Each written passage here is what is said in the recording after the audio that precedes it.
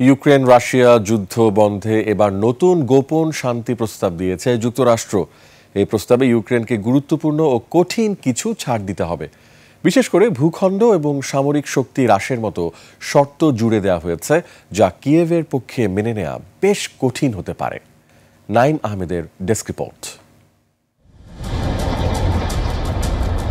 Ukraine যুদ্ধ অবসানের জন্য যুক্তরাষ্ট্র গোপনে যে শান্তি প্রস্তাবটি তৈরি করেছে তার শর্তগুলো অত্যন্ত কঠোর।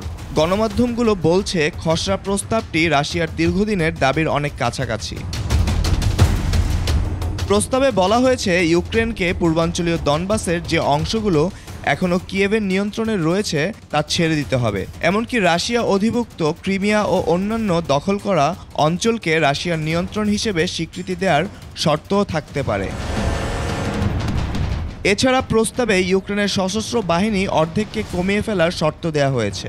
সেনাবাহিনীর সৈন্য সংখ্যা 4 লাখে নামিয়ে আনতে বলেছে যুক্তরাষ্ট্র। নতুন এই শর্ত অনুযায়ী দূরপাল্লার বিভিন্ন অস্ত্রের সংখ্যা কমিয়ে আনার কথাও বলা হয়েছে।